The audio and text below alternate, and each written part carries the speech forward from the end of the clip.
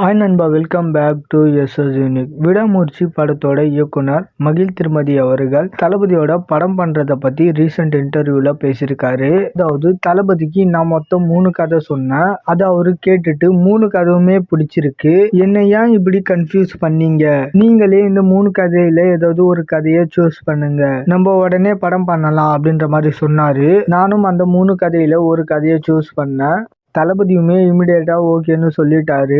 But அதுக்கு ஒரு வாரத்துக்கு முன்னாடி தான் நான் உதயநிதி அவர்கள் கிட்ட டோக்கன் அட்வான்ஸ் வாங்கியிருந்தேன். நான் உடனே உதயநிதி அவர்கள் கிட்ட போயிட்டு, நீங்க முழு மனதா ஓகேன்னு சொன்னீங்கன்னா நான் தளபதி படத்தை போயிட்டு முடிச்சுட்டு வந்துடுறேன், ஸோ பர்மிஷன் கொடுக்குறீங்களா அப்படின்னு கேட்டதுக்கு, இல்ல என்னால முழு மனசோட போயிட்டு வாங்கன்ற மாதிரி சொல்ல முடியல அப்படின்ற மாதிரி சொல்லிட்டாரு. ஸோ நான் இதை அப்படியே போயிட்டு தளபதி கிட்ட சொன்ன உடனே, பரவாயில்ல நீங்க போயிட்டு கழகம் தலைவன் படத்தை முடிச்சுட்டு வாங்க, அதுக்கப்புறம் நம்ம பண்ணலாம் அப்படின்ற மாதிரி தான் சொல்லி அனுப்பினாரு.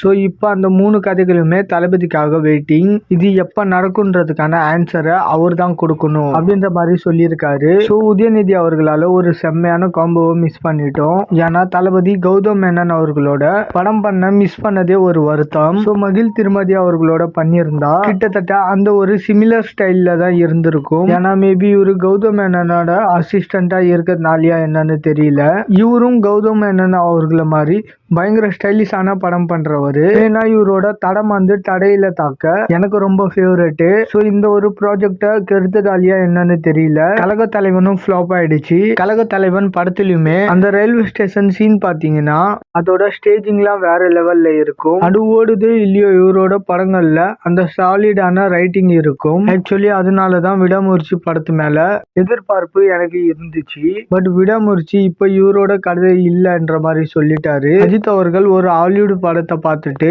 அந்த மாதிரி கதையை ஒர்க் பண்ண சொல்லி அதை தான் இவரு ஜஸ்ட் ஸ்கிரீன் பிளே பண்ணி டைரக்ட் பண்ணியிருக்காரு. ஸோ அதனால விடாமுயற்சி எப்படி வந்திருக்குதுன்றத படம் பார்த்தா தான் தெரியும். அண்ட் கிட்டத்தட்ட உதயநிதி அவர்களால மகிழ் திருமதி அவர்களோட கெரியரே லைட்டா கொலாப்ஸ் ஆயிடுச்சு. ஏன்னா மகிழ் திருமதி அவர்களோட தளபதி படம் பண்ணியிருந்தாருன்னா அது எப்பவோ ரிலீஸ் ஆகி ஹிட் ஆகி இப்ப இவரு தமிழ் சினிமாவோட முன்னணி இயக்குனரா இருந்திருக்கலாம். ஸோ தளபதிக்கு ஒரு ஸ்டைலிஷ் படம் மிஸ் ஆயிடுச்சு. பட் மகிழ் திருமதி அவர்களுக்கு கெரியரே ஒரு பக்கம் கொலாப்ஸ் ஆயிடுச்சு. எல்லாமே கழக தலைவன் படத்துக்காகன்னு சொல்லும் போதுதான் அது இன்னும் கொடுமையா இருக்கு.